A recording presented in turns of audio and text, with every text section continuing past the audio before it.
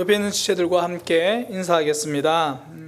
하나님 향한 마음이 하나님 향한 길을 만듭니다. 하나님을 향한 마음이 하나님을 향한 길을 만듭니다. 다시 인사하겠습니다. 향한 마음이 하나님을 향한 길을 만듭니다. 영화 이야기를 먼저 하려고 하는데요. 2010년도에 개봉한 인도 영화입니다. 우리나라는 2011년도에 개봉되었는데요. 영화 제목은 I am Khan입니다. My name is Khan. My name is Khan입니다. 우리나라로 번역되면서 이제 내 이름은 칸이라는 영화인데요. 이 영화가 개봉되고 나서 많은 사람들에게 감동을 주었습니다. 영화의 주된 이야기는 이제 9.11 테러 이후에 이제 미국 내에서 이슬람 교도들에 대해서 반감이 많이 생겼어요. 많은 희생이 있다 보니까 근데 반감을 넘어서 이 분노까지. 그래서 이 뭐 선량한 이슬람인들도 차별당하고 또 때로는 폭행당하고 뭐 그런 일들이 그 배경으로 이제 있었던 이야기거든요. 주인공 이 리즈반 칸이라고 하는 이제 남자 주인공이 인도에서 태어났습니다. 그리고 이 자폐 스펙트럼 장애를 가진 자폐 남성이에요. 그 남성이 이제 인도에서 이슬람 교도로 살아가다가 어머니와 함께 살다가 어머니가 이제 돌아가시고 자기 동생이 살고 있는 미국으로 이제 오게 돼요. 미국으로 와서 거기에서 미용실에서 일을 하는 만디라라고 하는 힌두교 여성을 만나서 결혼합니다. 그런데 이 만디라에게는 이미 초등학생 아들이 있었어요. 그걸 알고도 이제 만디라를 사랑한다 그래가지고 함께 결혼해서 살게 돼요. 그러던 중에 이제 미국에서 9.11 테러가 발생하는 겁니다. 미국으로는 굉장히 참담한 일이죠. 슬픈 일이고 사실 분노가 나는 일이죠. 그러나 그 일에 상관없는 미국에 살고 있던 이제 이슬람인들까지 오히려 차별하고 공격하고 이제 그런 일들이 생겨난 거예요. 이 만디라와 이 만디라의 아들 사미르도 이 자기 아버지가 이제 이슬람인이니까 너희도 이슬람교 아니냐 그래가지고 이 만디라 같은 경우는 일하던 미용실에서 쫓겨나게 되고 사미르 같은 경우에는 학교에서 뭐 거의 왕따처럼 그렇게 당하기도 하고 나중에는 이 초등학생 사미르가 다른 아이들한테 맞아서 목숨을 잃어요. 그때 이제 영화에서 나이가 13살인데 사미르가 죽게 됩니다. 그러니까 이 만디라가 너무 슬픈 거죠. 너무 화가 나고 이 상황이 화가 나고 슬퍼서 이 자기 남편 칸에게 이 자폐를 가진 자기 남편 칸에게 이렇게 말합니다. 당신이 이슬람이기 때문에 지금 내 아들이 죽은 거 아니냐. 당신의 이름 그 칸, 그 성 그 칸, 그게 이제 이슬람 교도를 뜻하는 그런 성인가 봐요. 자주 쓰는 그 칸이란 이름 때문에 내 아들이 죽은 거 아니냐. 나는 정말 집을 나가겠다. 그렇게 말하니까 칸이 아니다. 내가 나가겠다. 그 말 듣고 그럼 당장 당신 나가라고 그렇게 이야기를 해요. 칸이 그 말을 듣고 집을 나가겠다고 하면서 아내에게 이렇게 묻습니다. 그러면 내가 지금 나가면 언제 다시 내가 돌아올 수 있어? 언제 내가 집으로 다시 돌아올까? 그러니까 이제 계속 이제 화가 난 상태에서 만디라가 돌아온다고? 좋아. 그러면 이 도시에 있는 모든 사람, 이 3만 명들에게 당신이 난 테러리스트가 아니다라고 다 말을 해. 그리고 나서 돌아와. 아니야. 그러지 말고 전 미국 사람들한테 나는 테러리스트가 아니다라고 다 말한 후에 그리고 나면 돌아와. 그래. 그러면 되겠네. 미국 대통령한테 가서 내 이름은 칸인데 나는 테러리스트가 아닙니다. 그렇게 대통령에게 이야기하고 나서 그럼 대통령이 알아서 해주겠지. 그러면 그때 다시 집으로 돌아와. 그렇게 이야기를 해요. 이 말을 들은 칸은 그때부터 대통령을 만나는 길을 나섭니다. 대통령을 만나서 이렇게 말하는 거예요. 제 이름은 칸입니다. 저는 테러리스트가 아닙니다. 이 말을 하고 싶어서 이제 대통령이 뭐 행사나 일정이 있어서 어디에 온다 그러면 계속 거기를 이제 대통령을 보러 이제 다니는 거예요. 때로는 걸어가기도 하고 뭐 히치하이킹 차를 얻어 타기도 하고 돈이 떨어지면 뭐 이제 손재주가 좋아가지고 기계를 잘 고치거든요. 기계를 고쳐주고 또 돈을 받아서 또 그걸로 여행을 이어갑니다. 근데 그 여행이 쉽지가 않아요. 당신 뭐 지금 어디로 갑니까? 왜 갑니까? 저 대통령 만나러 가요. 왜 갑니까? 나는 테러리스트가 아니에요. 그러니까 대통령을 만나러 간다는 사람이 테러리스트가 아니다라고 말하니까 오히려 더 의심을 받는 거죠. 그래 이제 우여곡절 끝에 대통령이 연설을 한다라는 이야기를 듣고 이제 그 자리를 찾아가요. 멀리서 대통령을 봅니다. 그리고 아내와 약속한 게 있으니까 거기서 외쳐요. My name is Khan. 제 이름은 칸입니다. I'm not terrorist. 전 테러리스트가 아니에요. 그러니까 혼자서 멀리 있는 대통령이 소리를 쳐요. 옆에 있는 사람들이 이야기를 듣잖아요. 테러리스트? 그리고 난리가 난 거죠. 아직까지 테러에 대한 공포가 남아있는 상황 가운데 대통령이 있는 자리에 테러리스트라는 단어가 들리니까 그 모임이 아수라장이 돼버린 거예요. 그리고 칸은 체포돼서 붙잡혀가지고 신문을 받고 고문을 받고 그럽니다. 그리고 언론에서 다행히 그 주변을 취재하던 그런 사람들이 나중에 진실을 이렇게 밝혀가지고 칸이 풀려나요. 풀려난 이후에도 계속 미국 대통령을 만나러 그 여정을 이어갑니다. 그러던 중에 심지어 과격한 이슬람 교도에게 칼에 찔려가지고 사경을 헤매기도 해요. 그렇게 몸이 회복되어져서 간신히 미국 대통령을 찾아가는데 그 대통령 일정을 마치고 내려가려고 하는데 칸이 왔다는 이야기를 듣고 이제 칸을 만나줘요. 칸이 만나서 이렇게 말합니다. My name is Khan. I'm not a terrorist. 제 이름은 칸입니다. 저는 테러리스트가 아닙니다. 그리고 아들 사미르의 사진을 보여주고 제 아들 사미르도 테러리스트가 아닙니다. 영화는 그렇게 끝이 나요. 이 영화가 감동을 주는 이유는 차별에 대한 메시지도 있지만 여행 중에 칸이 겪는 어려움, 많은 위험과 오해들, 그런 장애물 가운데서도 포기하지 않고 그 길을 끝까지 가는 칸의 모습 때문입니다. 우리가 믿음의 사람들의 모습을 보면서 감동을 받는 이유도 이것과 비슷하죠. 믿음을 지키며 산다는 거, 하나님을 향해서 마음 정하고 하나님을 향해서 살아가는 길, 생각만큼 쉽지 않잖아요. 믿음 생활이 사실 탄탄한 그런 길이기보다 험한 길일 때가 더 많죠. 주변 상황이 다 나를 도와주기보다는 오히려 매주 매순간 이런저런 일로 내 마음 힘들게 해서 진짜 교회 가지 말까? 그런 생각도 들고 상황적으로도 이번엔 정말 이번 주는 예배 드리려고 했는데 그런 상황이 나를 안 도와줄 때도 있고 신앙생활 자체가 그래요. 우리 교회도 카페를 운영하는 집사님 부부가 있는데 주일 예배를 온전히 드리려고 아르바이트생들을 다 세팅을 했어요. 그런데 토요일에 전화가 오는 거예요. 저 코로나 걸렸어요. 저 주일에 못 가요. 갑자기 아르바이트생을 어떻게 구할 수 없으니까 또 주일에 그렇게 나가서 일을 하기도 하고, 또 어떤 경우에 잘 하던 아르바이트생이 저희 다른 공부하려고 그만둬야 되겠어요. 그러니까 변수가 너무 많다라는 거예요. 근데 그게 그분들의 삶만 그런 게 아니잖아요. 우리의 삶을 봐도 하나님을 향한 길이 순조로웠던 적은 별로 없어요. 정말 이런저런 방해가 많지 않나요? 제일 큰 방해가 나 자신이잖아요. 하나님을 향해 막 걸어가고 싶은데 죄의 길이 더 익숙한 내 모습, 아침 저녁으로 변하는 내 마음 때문에 하나님을 향해 걸어가는 그 마음, 그 길이 쉽지 않아요. 그럼에도 불구하고 하나님 우리를 불러주시고, 그럼에도 불구하고 하나님 우리를 붙들어주시고, 공동체를 통해 말씀을 통해서 우리를 계속 하나님 계시는 곳으로 하나님께서 불러주시니까, 그래서 우리가 하나님께로 걸어가는 거죠. 믿음의 길은 쉬워서 걸어가는 길이 아닙니다. 하나님 주신 믿음, 그러니까 그 하나님을 향한 마음이 있으니까 그 하나님을 향한 길이 열리고 그 길로 걸어가는 거죠. 사실 우리가 오늘 본문을 봐도 그래요. 우리가 계속 에스라 말씀을 살펴보고 있잖아요. 에스라 말씀이 이스라엘 백성들이 포로에서 돌아오는 그 내용, 돌아와서 성전을 세우는 그 내용이거든요.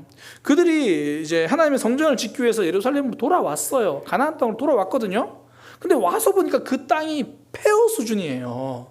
70년 전에 바벨론의 공격으로 망했거든요. 그러니까 성전이 남아있겠어요? 왕궁이 남아있겠어요? 다 폐허라고요. 제대로 된 건물이 있을 수 없죠. 그러니까 하나님의 성전을 짓겠다, 다시 말해서 신앙을 제대로 세워보겠다고 왔는데 예배드릴, 제사드릴 장소가 없는 거예요. 그래서 오늘 본문에 보면 모여서 제단부터 만들어요. 그게 2절이거든요. 제사장 예수아와 총독 스룹바벨이 일어나서 이스라엘 하나님의 제단을 만들고, 화려한 성전에 비하면 굉장히 초라하죠. 완벽하지 못합니다. 그래도 하나하나 시작하는 거예요. 하나님께 제사 드릴 상황은 열악합니다. 그러나 하나님께 제사 드리려고 하는 그 마음이 간절한 거예요. 그 마음이 충분한 거죠. 그 마음 때문에 제단을 쌓습니다. 그 마음 때문에 상황은 어려워도 하나님께 제사를 드리는 거예요. 우리의 신앙생활을 가만히 생각해 보세요. 신앙생활하기 좋은 때란 거의 없어요. 그래도 우리가 예배하고 그래도 우리가 하나님 앞에 기도할 수 있는 것 하나님 주신 믿음 때문이죠. 하나님이 우리 가운데 주신 하나님을 향한 간절함 때문이잖아요. 그래서 오늘 나눌 첫 번째 메시지인데요, 우리 함께 기억하기 원합니다. 신앙생활은 상황의 완벽함으로 하는 것이 아니고 마음의 간절함으로 하는 거예요. 완벽함을 기대하기보다 간절함을 사모하는 것, 이것이 성도의 자세입니다.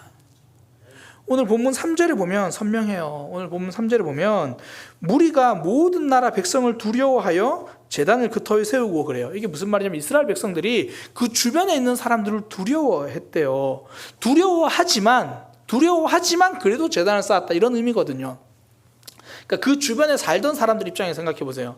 그 주변에 어쨌든 뭐 이스라엘은 멸망한 지 70년이 됐으니까, 그리고 뭐 포로로 다 이제 끌려갔으니까 거기에 다른 민족들이 터잡고 살고 있었어요. 그런데 갑자기 어느 날 한 수만 명, 4만 명이 넘는 사람들이 다시 가나안 땅, 이스라엘 땅으로 온 거예요. 그리고 여기저기 자기들 집이라고 이제 터잡고 살고, 그러면 그냥 각자 사나보다. 그런데 어느 날 모여가지고 함께 예배한다고, 같이 제사한다고 그러고 있는 거죠. 그러니까 그들 입장에서는 불편하죠.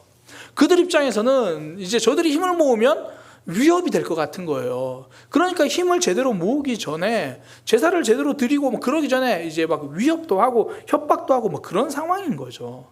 그러다 보니까 두려운 거예요.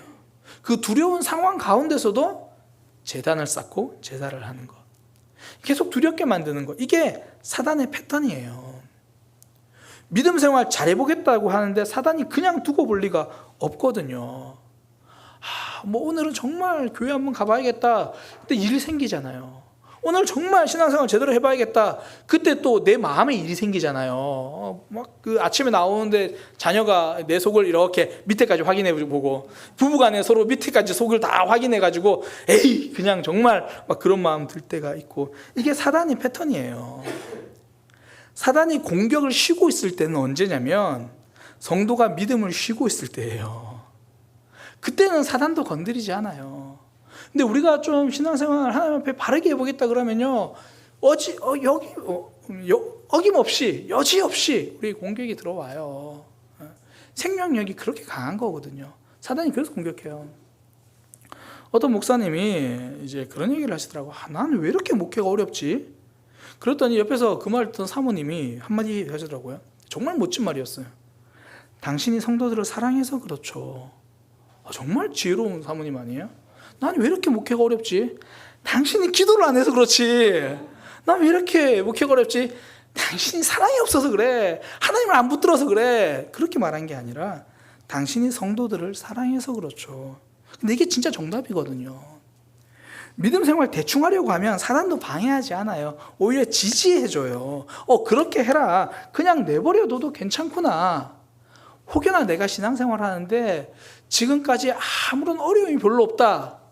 그러면 하나님의 특별하신 보호하심이거나 아니면 사단이 저대로 놔두는 게 오히려 낫겠다. 그런 걸 수 있다는 거예요. 반대로 우리가 하나님께 예배하겠다, 기도하겠다 그러면 사단이 방해가 있는 거죠. 믿음이 세워지는 과정에 어려움이 있어요. 그러니까 성도는요, 신앙생활하기 좋은 완벽한 상황을 기대하는 것이 아니라 그 상황을 돌파할 수 있는 간절함이 내 안에 있기를 사모하는 것, 이게 성도의 믿음입니다. 신앙의 힘은 거기서 나오는 거예요. 더 좋은 상황, 더 완벽한 모습, 이것만 기대하면 하나님 앞에서 제대로 신앙생활하기 힘들어요. 더 좋은 상황을 만들어서 예배하겠다, 더 좋은 상황이 되면 주님 앞에 나오겠다, 이건 지난주에 우리가 함께 나눴던 서비스를 누리겠다는 거예요. 더 괜찮은 서비스가 되면 내가 참여하겠다는 거죠. 상황이 어려운데도 하나님께 집중하겠다, 이게 워십이에요. 엎드림, 하나님을 경배하는 거죠. 그게 진짜 예배죠. 실제로 그래요.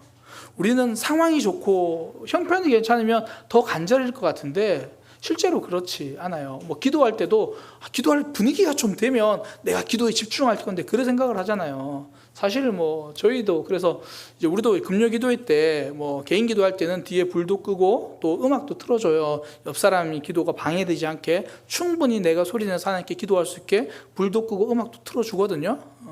그렇게 상황을 만들긴 해요. 그런데 그 상황이 우리의 간절함을 우리의 믿음과 기도에 본질적으로 집중하게 해주는 건 아니라고요. 이걸 제가 실제적으로 불과 몇 주 전에 우리 교회에서 이제 경험을 했는데, 우리 교회 금요기도회 때 갑자기 교회 컴퓨터가 멈춰버렸어요. 이게 꺼지지도 않고 켜지지도 않고.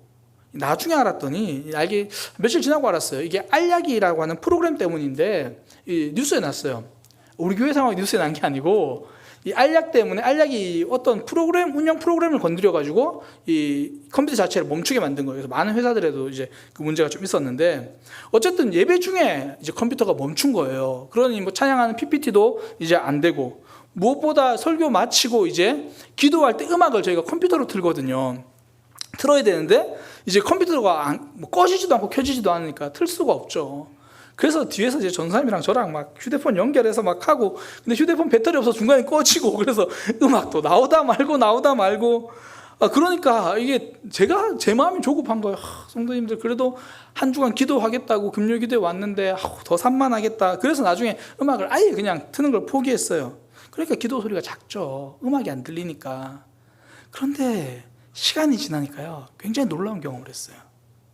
서로 작던 기도가 기도하면서 서로 점점 커져요. 그러면서 기도가 웅성웅성을 넘어서 그렇게 음악도 없는 조용한 가운데 다 그렇게 기도하는데요, 하나님께 정말 집중하고 하나님 정말 들으시는구나, 그런 느낌이 들더라고요. 정말 상황은 열악한데 그 가운데서 오히려 내가 하나님께 더 집중할 수 있는 마음, 그 상황, 하나님이 주시는 묘한 감동이 이 예배당 전체에 그렇게 흐르더라고요. 갑작스러운 상황에 기도할 환경은 좋지 않았어요. 그런데도 불구하고 하나님께 기도하겠다는 그 간절함이 상황을 넘어서 주시는 하나님의 은혜를 경험하게 만든 거예요. 오늘 기도하러 왔는데 음악이 왜 나오다 말고 목사님 손대지나 말지, 그러다가 오늘은 가야겠다 그리고 일찍 일어나갔으면 경험하지 못했을 그 은혜. 상황은 비록 내 뜻대로 흘러가진 않지만 하나님에 향한 간절함이 있어서 엎드려 기도했더니 그 간절함에는 완벽함에서 얻을 수 없는 그 은혜를 부어주시는 거죠. 제가 이제 매주 만나서 함께 설교와 또 목회, 책에 대해서 나누는 목사님들 모임이 있어요. 이제 그 모임에서 다 같이 에스라 이 말씀을 묵상하긴 하는데, 오늘 이 말씀을 함께 묵상하면서 대화를 하다가 어떤 분이 본인의 경험을 하나 이야기를 해주시더라고요. 영국에 갔을 때인데, 영국에 가서 그 성공회 교회에서 예배를 드렸대요. 예배를 드리는데 거기에는 이제 우리 흔히 말하는 성가대, 찬양대에서 그 이제 오케스트라 연주가 있는데, 그 연주팀이 어디냐면 런던 필하모니 오케스트라에서, 놀라주세요. 엄청난 데예요. 그 런던 필하모니 오케스트라에서 이렇게 연주를 했대요. 그러니까 정말 감동적이고, 그래서 모든 사람들이 집중을 쫙 하는 거예요. 근데 그렇게 딱 그 찬양대 런던 필하모니 오케스트라 연주가 마치고 목사님 마음 가운데 내가 뭔가 놓치고 있구나, 그걸 깨달았다는 거예요. 그게 뭘지 생각해 보니까 그 시간에 다들 예배하는 예배자가 아니라 음악을 관람하는 관람객, 이 구경꾼이 되어 있더라는 거예요. 우리 찬양팀이 드리는 찬양, 런던 필하모니 오케스트라보다 조금 못하잖아요. 완벽하지 않을 수 있죠. 특별히 담임 목사부터 일단 박치고 옮치니까 사실 쉽지 않죠. 화려하진 않아요. 완벽하진 않아요. 그러나 그 가운데서 간절함이 있을 때 하나님이 부어주신 은혜는 런던 필하모니 오케스트라에 주는 그 사람이 주는 감동과 비교할 수 없는 거죠. 특별히 우리 장년들은 아마 많이 경험하시잖아요. 청소년, 청년 시절에 그때 뭐 드럼이 있었어요. 키보드가 있었어요. 그냥 기타 하나 치잖아요. 기타 없으면, 또 기타 칠 줄 아는 사람 없으면, 답심리 교회는 좀 커서 그럴 건데 제가 다니는 교회는 기타 칠 수 있는 사람도 몇 명 없었거든요. 그럼 손뼉만 치고 찬양을 해요. 그런데 뜨거움이 있어요. 하나님이 부어주신 은혜가 있죠. 간절함에 부어주신 하나님의 은혜가 있거든요. 우리나라 속담도 있잖아요. 시장이 반찬이다. 진수성찬보다 귀한 반찬은요, 배고픔이에요. 정말 완벽한 세팅보다 귀한 건 내 영혼의 배고픔이에요. 말씀에 대한 배고픔, 하나님 앞에 서지 않으면 안 된다라는 그 간절함, 그 배고픔. 알렉산더 대왕이 그런 얘기를 했죠. 전쟁에서 이제 포로로 승리해서 포로를 잡은 포로 중에 훌륭한 요리사가 있었어요. 그러니까 이제 부하들이 이 요리사, 이름난 요리사니까 우리 알렉산더 대왕의 전속 요리사로 쓰면 되겠다. 그래서 이제 대왕에게 알렉산더에게 데리고 왔어요. 그랬더니 알렉산더가 하는 말이, 나에게는 훌륭한 요리사가 필요 없다. 아침을 맛있게 먹으려면 야간 행군을 하면 되고, 저녁을 맛있게 먹으려면 아침을 적게 먹으면 된다. 훌륭한 요리사보다 더 귀한 게 배고픔이라는 거죠. 우리 삶으로 가져오면 간절함이라는 거죠. 그래서 예수님 말씀하셨잖아요. 심령이 가난한 자는 복이 있나니 천국이 그들의 것이다. 심령이 가난하다는 건요, 내 영혼이 하나님이 없이면 굶어 죽을 것 같은, 지금 하나님께 구걸하지 않으면 안 되는 그 절박한 가난함을 이야기하는 겁니다. 그 하나님을 향한 간절함, 그 절박함 위에 하나님의 나라가 임한다는 거예요. 하나님의 역사가 있다라는 거죠. 우리의 삶을 봐도 그렇잖아요. 언제 기도가 뜨거워집니까? 간절한 제목이 있을 때잖아요. 언제 눈물 흘리면서도 열일 다 제쳐놓고 예배하러 나옵니까? 내 삶에 예배가 아니면 답이 없다는 그 간절함이 있을 때잖아요. 상황의 나음으로 예배하는 것이 아니라, 상황의 완벽함으로 나아가는 것이 아니라 하나님을 향한 간절함으로 가는 거죠. 수로보니게 여인이 이게 무엇인지를 우리에게 이 그림으로 보여줬잖아요. 이 수로보니게 여인, 자기 딸이 귀신 들렸어요. 이거 어디서도 해결할 수 없는 문제라서 예수님의 소문을 듣고 예수님께 나와서 엎드리는 거예요. 예수님, 제 딸이 귀신 들렸습니다. 좀 고쳐주세요. 그럼 예수님이 바로 고쳐주시면 좋겠는데, 예수님이 하신 말씀, 넌 이방인 여자야. 난 이스라엘 사람들만 고칠 거야. 우리 이스라엘 사람들이 이방인 사람들 괴처럼 여기는 거 알지? 나는 자녀에게 줄 음식을 개에게 주지 않을 거야. 수로보니 여인에게는 충격적인 이야기죠. 예수님이 유일한 답이라고 생각해서 거기 왔는데 예수님까지 거절하십니다. 그런데 그 거절을 듣고도 돌아갈 수가 없어요. 왜요? 예수님만이 답이니까요. 그 간절함이 있으니까 그 거절을 듣고도 엎드려요. 맞습니다. 옳습니다. 주님, 그 말 다 맞습니다. 그런데 개도 바닥에 떨어지는 부스러기는 먹잖아요. 저에게는 그 부스러기 은혜라도 족합니다. 완벽한 진수성찬이 아니라도 괜찮아요. 하나님이 주시는 한 조각 부스러기 은혜가 제 인생에 간절합니다.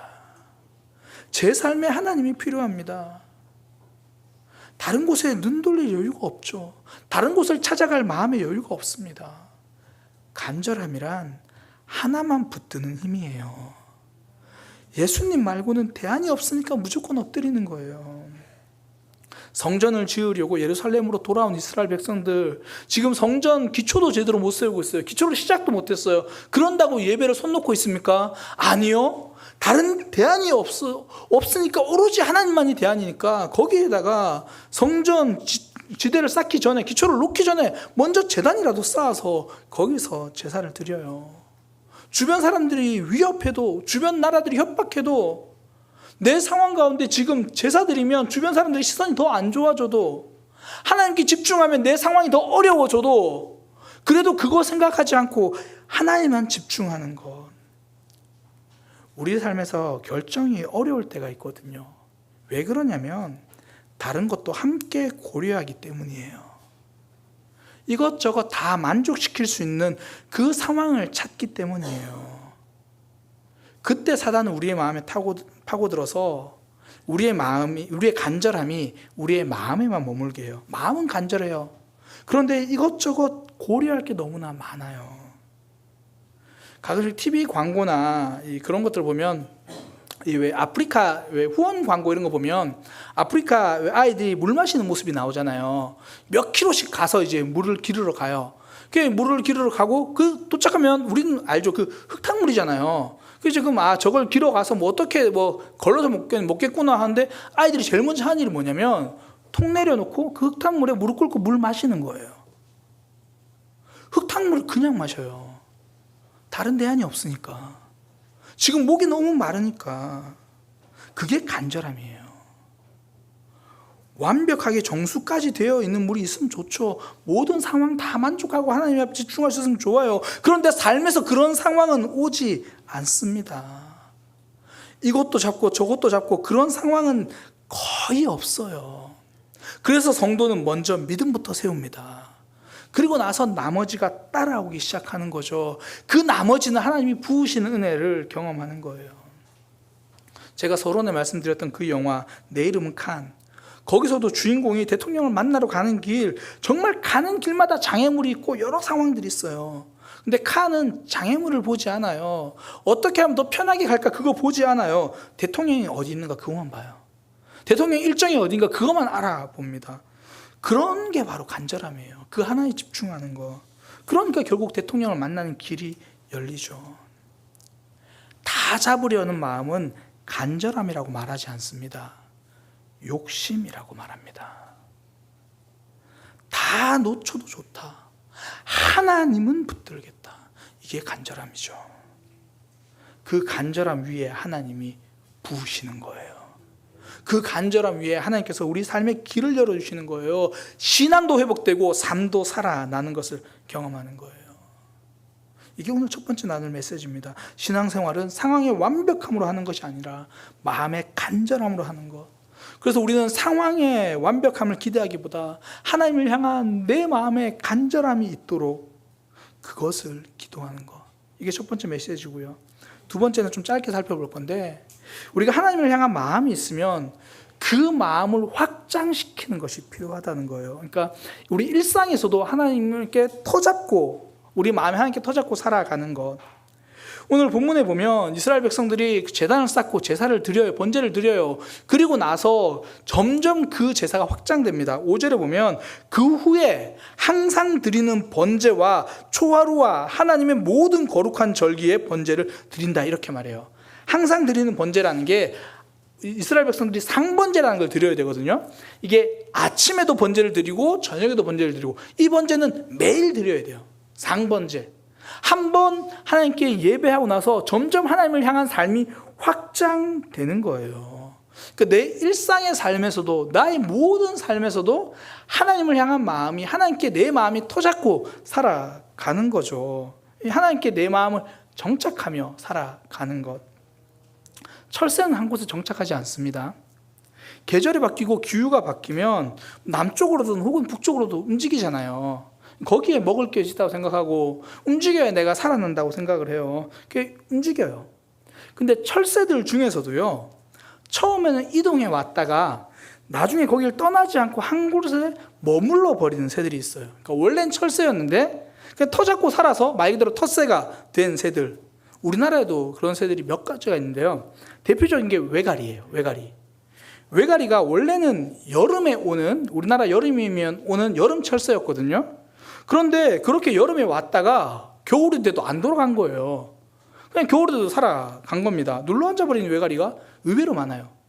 1999년도에 연구했을 때는 한 500마리 정도가, 이 500마리 정도의 외가리가 겨울에도 남아있는 거예요. 근데 최근에 연구해 본 결과 5천여 마리가 이 겨울이 됐는데도 안 가고 거기 눌러앉아 있는 거예요. 그 진짜 궁금하시죠? 중랑천이나 그 청계천 가보세요. 이 흰색 그 새인데 목 이렇게 굽어져 있어서 이 물고기 잡아먹고 있는 새 있죠? 그 새요. 그 겨울에 보면, 야, 너 지금 집에 가야 되는 거 놓쳤구나, 알려주시면 돼요. 왜 안 떠나나요? 뭐 그 이유는 단순하죠. 일단 겨울에도 살만하니까. 무엇보다 먹을 게 있으니까. 먹을 게 있으니까 더 이상 돌아가지 않고 거기에 머물러요. 생명의 양식이 하나님께 있으니까, 내 주일의 삶뿐 아니라 내 평소의 삶에도 답은 하나님께 있으니까 이제 우리의 신앙이 하나님께 터잡고 사는 거예요. 일상에서도 하나님 붙들고 사는 거죠. 처음에는 주일에만 하나님께 마음 드리는 철새 신앙이었잖아요. 그런데 믿음이 자랄수록 주일뿐 아니라 월, 화, 수, 목, 금, 토, 나머지 때도 내 마음 움직이지 않고 하나님께 마음 두고 살아가는 거죠. 앞서 말씀드린 것처럼 매일의 순간에 하나님 앞에 나아가는 거죠. 그러니까 매일 번제 드리는 삶, 이게 매일 교회 나오라는 말이 아니에요. 주일뿐만 아니라 일상에서도 하나님께 마음 주고 살자는 거죠. 하나님 붙들고 살자는 거예요. 평소의 삶이 하나님께 터잡고 사는 마음 되는 그런 모습. 한마디로 말하면 이런 거죠. 신앙생활이 축도에서 끝나는 삶이 아니라 축도부터 시작되는 삶. 축도 마치고 이후에 주기도문 묵상하며 축도 붙잡고 사는 게 아니라 주기도문 묵상하며 살아가는 것. 하나님의 뜻이 하늘에서 이루어진 것처럼 땅에서도, 내 삶에서도, 나의 월요일에서도, 화요일에서도, 수요일에서도, 우리 가정에서도 이루어지길 원하는 주기도문 붙잡고 살아가는 그런 삶이죠. 이제 토요일마다 이제 디도서 말씀 훈련학교를 하거든요. 거기서 이제 디도서에 보면 이런 표현이 있어요. 잘못된 가르침 때문에 가정이 무너졌다라는 그런 이야기가 있어요. 그래서 이제 함께 나누면서 그러면 우리 주변에 잘못된 가르침 때문에 가정이 깨어지고 무너진 그런 사례가 있을까요? 라고 이제 함께 나누는데 한 분이 신천지를 이야기해 주시더라고요. 신천지 거기에 정말 그 약간 광신도적인 모습으로 그렇게 있다가 가정들이 다 무너지기 시작하는 거예요. 그러면서 우리가 그 나눔을 좀 확장했어요. 신천지는 남의 일이니까. 그럼 우리의 신앙으로 가져왔을 때 혹여나 우리의 삶 가운데 잘못된 가르침으로 가정이 무너지고 있는 경우가 무엇인가? 함께 나누면서 이야기 나왔던 것이 우리 안에서도 그런 모습이 있을 수 있다는 거예요. 교회 안에 있느라 가정이 무너지고 있는 거예요. 예를 들어 교회에서 나라와 민족을 위해서 매일 저녁 기도하는 거예요. 매일 저녁 나라와 민족을 위해서 기도하러 저녁에 교회를 갑니다. 그런데 정작 나의 삶의 기도가 필요한 내 배우자는 그 시간에 홀로 있는 거예요. 내 자녀는 그 시간에 홀로 있는 거예요. 내 삶의 기도가 필요한 곳은 외면하고 내가 계속 교회로만 모이는 모습. 그 모습이 가정을 무너뜨리는 잘못된 가르침, 잘못된 신앙생활은 아닌가 함께 나눴어요. 모이는 예배 굉장히 귀합니다. 그러나 이 시대에 어느 때보다 필요한 것, 흩어지는 삶의 예배가 절실합니다. 삶에서 축도로 내 신앙 끝내지 않고 축도에서 시작해서 주기도문, 하나님의 뜻이 예배당 안에서 이루어졌으면 이제 우리 거실에서도 이루어지고 우리 안방에서도 이루어지고 내 직장에서 이루어지는 주일날만 신앙인이고 나머지 월화수목금토 철새 신앙이 아니라 주일에 주님께 왔으면 이제 내 마음 거기 터잡고 살아서 하나님 앞에 그대로 머물러 있는 텃새 신앙이 될 수 있기를. 이것이 하나님을 향한 마음을 가진 모습이죠. 하나님을 향한 마음이 있으면 그 마음을 확장시키는 거예요. 교회 안에서 신앙생활이 아니라 일상에서 하나님 붙들고 살아가는 그런 믿음의, 하나님 앞에 마음 둔 그 믿음의 텃새가 되기를 소망합니다. 말씀을 정리하겠습니다. 하나님을 향한 마음이 있으면 하나님을 향한 길을 만듭니다. 그러기 위해서 필요한 거 간절함이에요. 이것저것 다 고려하는 그런 상황, 그런 선택을 하는 게 아니라 하나님 한 분만 보고 선택하는 것, 그것이 믿음이죠. 또 하나, 하나님을 향한 마음이 있으면 평일에도 내 마음 하나님께 터잡고 살아가는 거예요. 주일만 크리스찬이 아니라 월화수목금토 주일까지 모든 시간 하나님의 백성으로 사는 거예요. 제가 서론에 이야기했던 내 이름은 칸, 그 영화에서요, 주인공이 아내 만디라를 처음 만나는 장면이 이렇게 돼요. 제가 이 칸이 자폐 남성이라고 그랬잖아요. 이제 횡단보도를 건너는데 주변이 너무 소란하니까 이 자폐 스펙트럼 장애는 자극을 못 견디거든요. 그러니까 횡단보도를 가다가 중간에 멈춰버린 거예요. 그래서 이제 버스가 오고, 그래서 버스가 급히 서요. 다행히 사고는 안 났습니다. 근데 버스 기사부터 사람들이 내려가지고 다 더 소리 지르고 막 욕을 해요. 그때 이제 처음 본 만디라가 칸에게 가서 이렇게 말해줍니다. 당황하고 두려워하는 칸에 가서, 무서운가요? 이제 됐어요. 괜찮아요. 무서워하는 건 나쁜 게 아니에요. 하지만 두려움이 너무 커져서 당신의 갈 길을 멈춰서는 안 돼요. 믿음의 길은 쉽지 않습니다. 두렵긴 하죠.